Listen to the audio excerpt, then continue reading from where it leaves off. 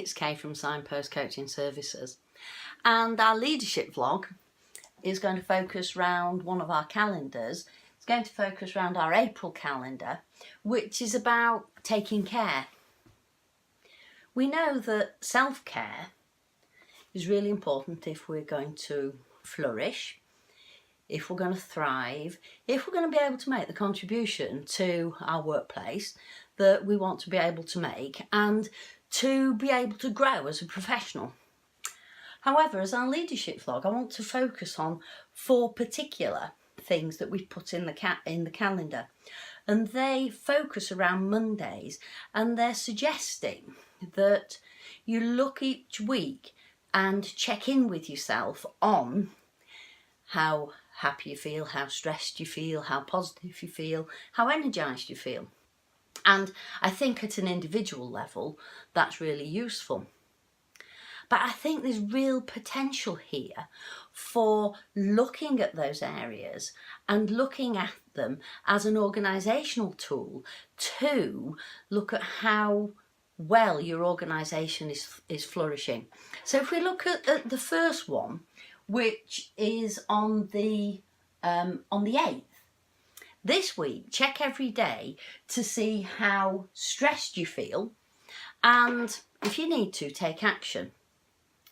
So we know how to do that individually, but how do you currently take that stress reading of your organisation? How stressed is your organisation, and how do you know? And having known, what are the actions that you could take as a leader, or with your key leaders in your team, what are the actions that you can take to reduce stress? And this is something more than just taking a bit of a feel of, oh, everybody's busy, we're really quite stressy. Actually, if you work in the public sector, if you work in health, you work in education, your working environment is quite pressured.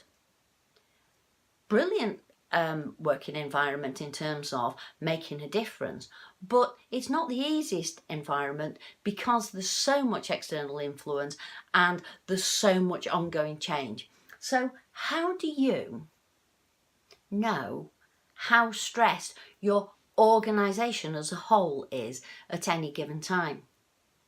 What are the tools that you've got? What are the tools that you use? And then with your key leaders, your movers and your shakers, what is it that you do that potentially reduces stress? This isn't just an informal process. This is actually a leadership strategy looking at how well we are, and as an organisation, can we flourish?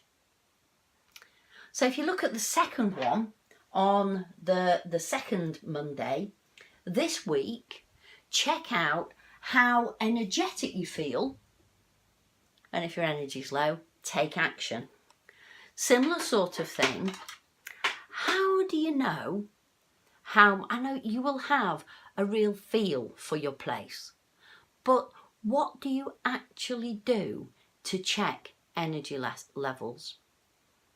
It's really important in terms of professional well-being that we start to look at this slightly differently.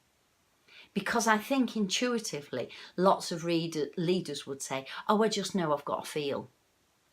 But actually, sometimes our intuition lets us down. And if we're talking about the impact of really resilient and thorough professional well-being, then this, I think, is worth considering how we do it in a more strategic way, rather than just take the temperature as we go.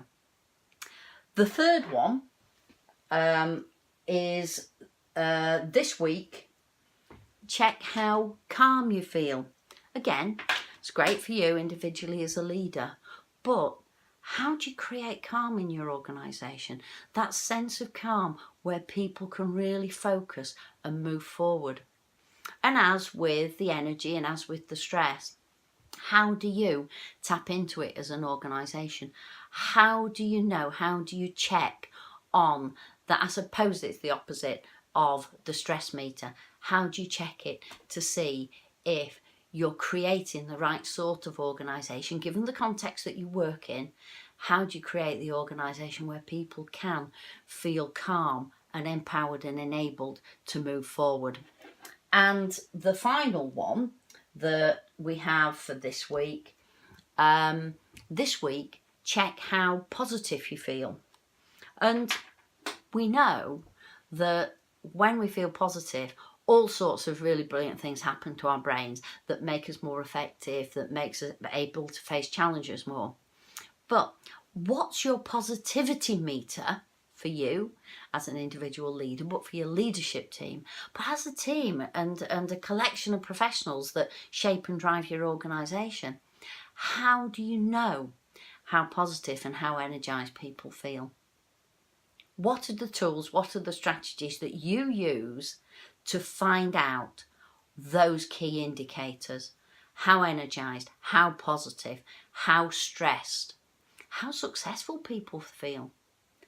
And I think we've moved into an area where professional mental health is so key that we really need to take a look at some of these things and see if we can't find a bit more of a system, a systematic way, an organised way of tapping into the well-being features of our organisation. If we do that, we have more chance of doing what it says at the end of each one of those, and if need to take action, we have more chance of taking timely action if we're really proactive in taking those measures and finding out how our world really is. I hope you find it useful, and I hope you have, maybe it will provoke a discussion with the key people in your team as how we can move this from an ad hoc to perhaps a more regular and more structured basis.